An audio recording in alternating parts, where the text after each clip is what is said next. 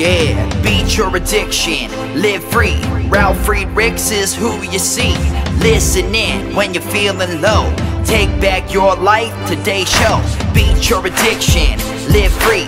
Ralf Friedrichs is who you see. Listen in when you're feeling low. Take back your life, today's show. Stay positive, hope, and keep faith. Stand strong against any odds that you face. Put away the alcohol and the drugs. Fill your time with the things you love.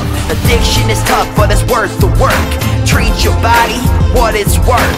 Spread positivity, inspire all. If we stand together, we will never fall. I help others see the other sides to life. A sober life, letting go of the strife. So give me a call, I can help. 1-844-4405-HELP. Homeless shelters, hospitals, jails, wherever you are. I am Ralf Friedrichs and I am here for you. 1-844-405-HELP.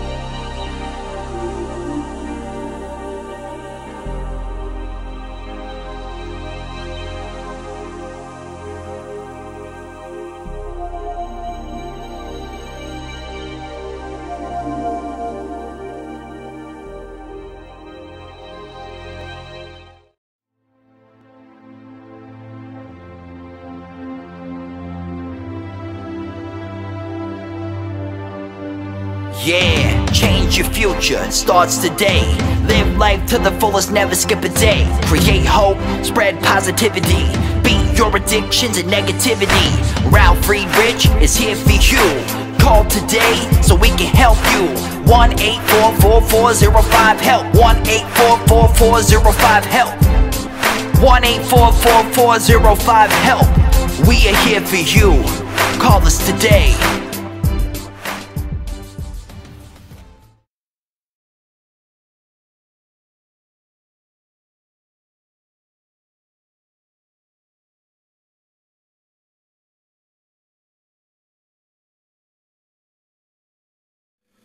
Hello, welcome to the Take Your Life Back Today show. My name is Ralf Friedrichs. I am an addiction recovery coach and also the host of the Take Your Life Back Today show. As an addiction recovery coach, I want to share this about substance abuse. And mind you, I want to leave an everlasting impression upon you, so let me be crystal clear on this. Imagine you've been buried alive. Let's say you're in a coffin, but you know you're not dead. You're just laying there. You don't know how to open a coffin and push the enormous weight of the dirt that's upon the lid. You think about giving up and waiting for death to arrive. But you also think about banging on the coffin so that maybe you will unsettle the ground above, and maybe, just maybe, someone might hear you and start digging down to help you. That is what it's like to find yourself at the lowest point of alcohol and drug addiction. You know you need help, you know you can't do it completely on your own, but you don't know how to get that help.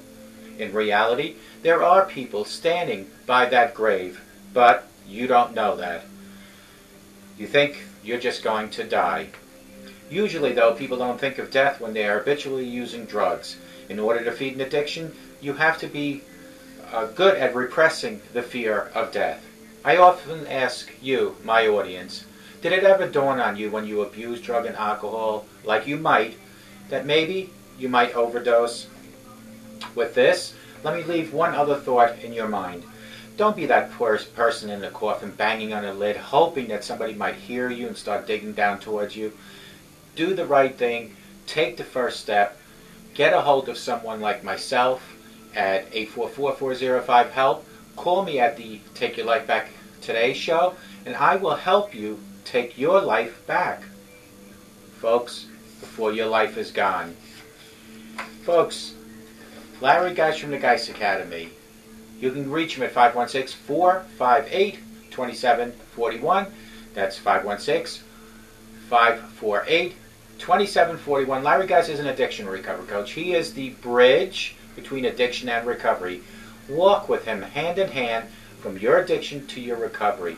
If you have low self-esteem, depression, family issues, addiction, recovery questions, get a hold of Larry Geis. You can find him on the internet at www.odysseyconsultant.org, or you can give him a call at 516-458-2741. That's Larry Geis from the Geis Academy.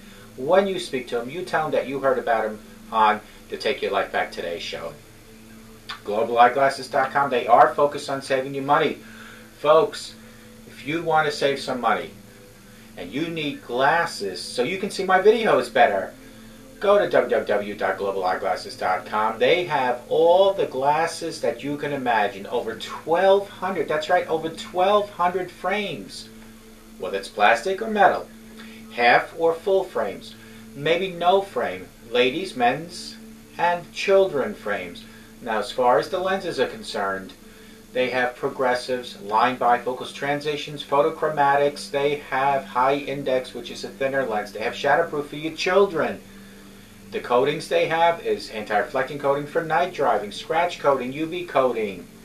They also have the polarization lenses, which is great for the fishing, which is great for skiing, any outdoor activity. Take the first step. Go to www.globaleyeglasses.com, and here's the great thing. Here's the good news, folks. Over 200 from my audience already have taken advantage of this. They know, and if you're an avid watcher in my audience, you know that I have over 30 years of experience in the optometry business. Get a hold of me. You can text me at 631-599-0218, and I will help you pick the right glasses for you. Let Global Eyeglasses focus on saving you money. Folks, a lot of people have been emailing me and texting me in the last 4 or 5 months, and I haven't gotten around to the subject, but today what I want to talk about is 10 things your spouse will remember about you. What will your spouse, your loved one, remember about you? God forbid something should happen to you. God forbid you didn't take that first step and you overdosed. God forbid possibly you were drinking and driving and you killed yourself. Or you just passed on. Or these are the things that you need to think about. What will your spouse remember most about you? Marriage is a beautiful, complicated, time-demanding, life-fulfilling experience that has the power to bring you more joy than you've ever encountered in your life. It's one of God's most alluring creations. The reality is that we will be remembered by our spouses for the things that we do. But what we must remember is that we have a choice to be remembered in a way that brings joy, comfort, not pain and agony. Here are 10 things, let me just fix this light, but here are 10 things that I know that I will be remembered by, folks. Number 1, how you handle confrontation.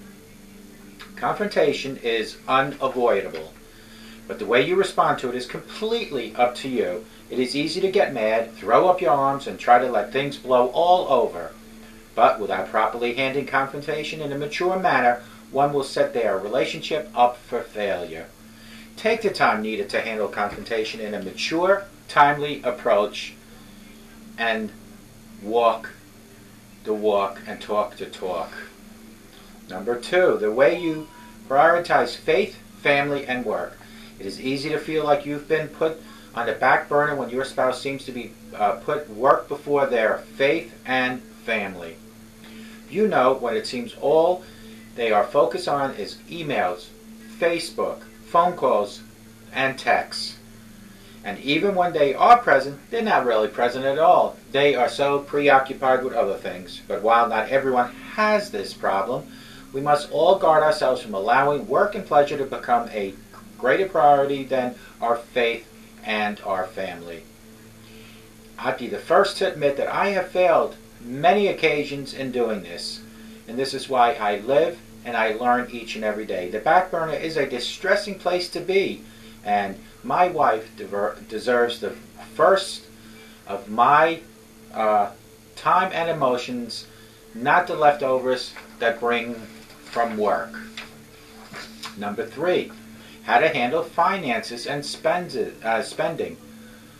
Will your spouse remember you from that? Finances are hands down one of the biggest reasons couples argue. And while not everyone has issues of charging thousands to their family credit cards, how you manage and handle your finances is something your spouse will always remember about you. Be open and honest with each other about spending. When two becomes one, so does their financial home state. They shouldn't be 2 separate paychecks and 2 separate accounts. Everything should be put into one till. Number 4, how you treat people who are different than you. The world is full of people who are different from each other, and how we respond to those people shows a lot about our character. How do you treat people who live a lifestyle different than yours? Your spouse will remember exactly how you interact with individuals who are different from you. They will remember how you act, respond. Number 5, the way you treat them when no one is looking. Treating your spouses like a king or a queen while everybody has their eyes fixed on you is easy, and it's a sign of showing off. But what happens when the doors are closed and nobody can see what really is going on? How do you treat your spouse then? How have you treated your significant other in the comfort and the safety of your own home behind closed doors? Your spouse will remember how you treated them when nobody was looking around to call you out if something was said or done. That's how you will be remembered. Number 6, the way you show them affection. Affection in marriage or in any other case, any relationship is key. It is just true. We like to know that people care for us. And while everybody might show affection differently in their spouse or significant other's ways, there is something true to be said about physical touch, words of encouragement, positive reinforcement. Number 7, how you listen to them while they speak to you. You might listen to your spouse, but are you really listening? It's easy to hear what your spouse said, but it's completely different to understand what they are saying. Being present is key, and I don't mean physically. It's easy to be standing in front of your spouse, but your mind is still 1,000 miles away. Is your mind still at work? Thinking about those emails that you haven't answered? Thinking about business opportunities? Put them all away in your mind and concentrate on what your spouse is telling you. Number 8, how to handle seemingly impossible situations. When impossible knocks at your door, how do you handle yourself? When your account gets wiped out by fraud, what will be your next course of action? When a family member has come down with life-threatening illness, what is your immediate response? We will be remembered for the way we handle seemingly impossible situations, how we handle situations during the most trying, pressing, sometimes aggravating, sometimes annoying situations. Number 9, whether or not you keep your promises. I used to be really bad at keeping my promises. It's not that I deliberately ignore the promises I make, but I guess I just say yes. So to so many things that I often forget, 75% of the things that I said yes to. When it comes to my marriage, I have realized the importance of keeping promises, regardless of how small or how large I think that they are. If you promise your spouse time together, then make sure you make that time. Number 10, and this is my most important one, and that's your spiritual walk. Do you pray? Do you make God your priority? Do you get to read your Bible? Surround yourself with God-breathed community? If not, then there is a good chance your spouse's remembrance of your spiritual walk is anything but favorable. Your spiritual journey plays an imperative role in life, and I believe the way we treat our spouses are sometimes a direct reflection of our spiritual fuel tank. Allow God to guide, direct, walk with you during your steps, your footprints in life, and teach you humility and encourage you to continuously strive to be a better mate. These are the 10 things that my spouse will remember me by. Remember, marriage is a beautiful, complicated, time-demanding, life-fulfilling experience that has the power to bring you joy than you've ever encountered before in your life. It is one of God's most alluring creations. The reality is that we will be remembered by your spouses for the things that you have done, whether they're good or bad. But we must remember that we have a choice to be remembered in a way that brings joy, comfort, not pain or agony. Here are my 10 things, and I'm not going to go through each and every one in detail. Just the 10 things were how to handle confrontation. When you argue with your spouse or you have disagreements, it's how you handle it. Not with screaming and throwing your arms up and rolling your eyes. It's with words, encouragement, I'm sorries. Number 2, the way you prioritize faith, family, and work. They all come together in one bag. Your work, your faith, and your family should all be equal, but your family and your faith should actually be about 75%, 25% work. And I realize there's going to be a lot of people in my audience now saying, well, we have to make a living. But folks, a job can be replaced. Your faith and your family can never. Number 3, how to handle finances and spending. Don't get those credit cards and be remembered for running them all up and having bill collectors calling you or showing up at your house. Be remembered as a person that knew how to handle the finances. Number 4, how to treat people who are different from you. Everybody has a different walk in life. Everybody is different. How you handle being different from everyone or everyone being different from you, you will be judged by that. Number 5, the way you treat them when no one's looking. Don't be a show-off and treat your husband or your wife with kisses and hugs in the public, trying to be something that you might not be, and then behind closed doors, God knows what's going on. And I'm hoping not the worst by physical abuse, but how you treat your husband and your wife behind closed doors, how it should be in the open, and vice versa. Number 6, the way you show them affection. Affection in marriage, or in any case in any relationship is key. It is just that way. We like to know that people care for us, whether it's being with physical contact and or words. Number 7, how you listen to them while they speak to you. Give them 100%. I know you're going to tell me I do listen, but you might be listening. You might be hearing, but are you understanding? Don't be 1,000 miles away in your mind. Don't think about your work, your emails, your business opportunities, or anything but other than what your spouse is telling you. Number 8, how you handle seemingly impossible situations. When crisis hit your home front, how you react to them, you will be remembered. When impossible knocks at your door, how do you handle yourself? Do you handle yourself in a calm, relaxed way? When your accounts gets wiped out by fraud, how do you handle yourself? We, meaning us spouses, will be remembered for the way we handle seemingly impossible situations. Number 9, whether or not you keep your promises. This used to be one of my worst things. I'm getting better at it, and I'm not sure how you guys are, but I used to say yes to everything that I would take care of and only remember 75%. And that's actually giving myself credit, 75%. It was probably even less than that. But now it's become better, and I've matured when it comes to that. So if you promise your spouse time together, then make sure that you spend that time together. Most important, your spiritual walk. Let me ask you something. Do you pray? Is God a priority in your life? Do you get to read the Bible? Surround yourself with God, breath, community, folks in your community that actually follow the Lord. If not, then there's a good chance your spouse's remembrance of your spiritual walk is anything but favorable.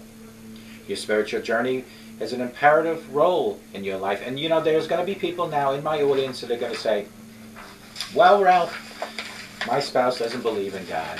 But let me ask you this then. If you have 25% belief, 50% or 75%, show that God lives within you through your spouse. Simple as that. I'm not saying try to convert. I mean, that's great. You can try and convert. I'm saying your actions, your words, your well-being, your how you treat other people, if it's anything reflected through the Word of God, through God's guidance and directions, will actually eventually rub off onto your spouse. So for you naysayers that are out there saying, well, my spouse doesn't believe in God, so why should I? One day, my friend, you'll be standing by the golden gates, and God will be judging you on your life. So let it start changing.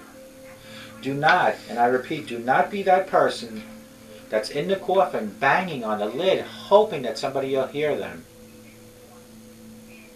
Be that person that makes the move today to get changes, whether it's alcohol addiction, drug addiction, whether it's depression, low self-esteem, whatever the situation is, you need to make the move.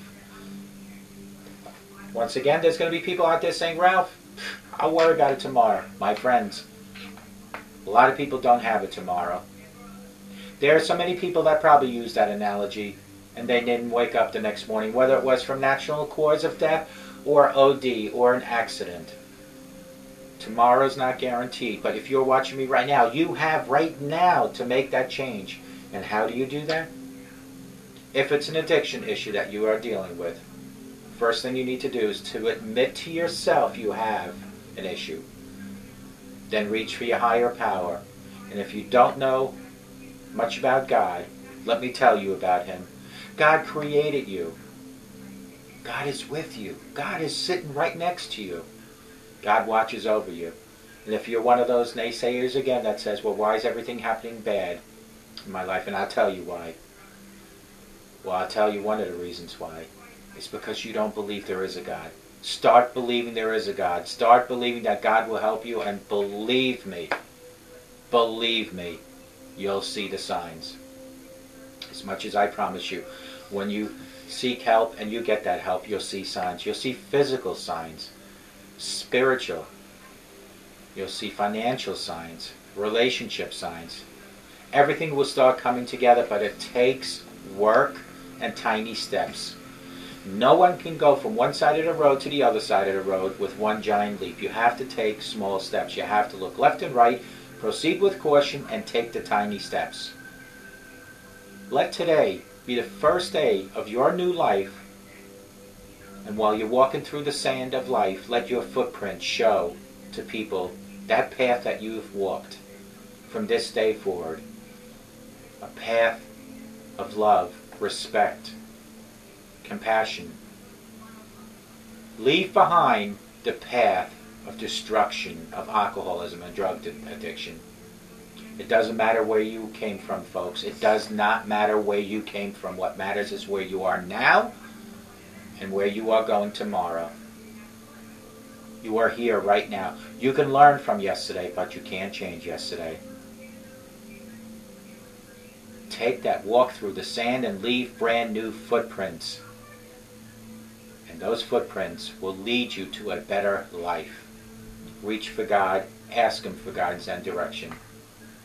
Folks, I hope to God this was a very educational little segment. 10 things your spouse will remember you. Because one day, whether it's you first or your spouse, one of you two, including myself, either myself or my wife, one of us will have to remember the other person first. And I know only good things I'll remember my wife for. And I, in the last few years, have given my wife some good things to remember. Years ago, maybe not. But that's my point. It doesn't matter where you've been. What matters is today and tomorrow. Make the changes. Call me at 844-405-HELP. I hope to God, no matter where you are, that you have the best day in your life. But I hope and I pray dearly that you have a sober rest of your life and you make the best of your life, and that you leave your spouse one day with only good thoughts, positive thoughts, and your children to remember you by. And may God bless you.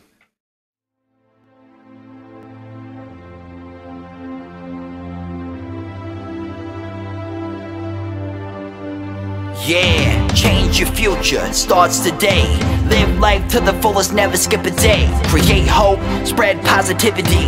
Beat your addictions and negativity. Ralf Friedrichs is here for you. Call today so we can help you. 1-844-405-HELP. 1-844-405-HELP. 1-844-405-HELP. We are here for you. Call us today.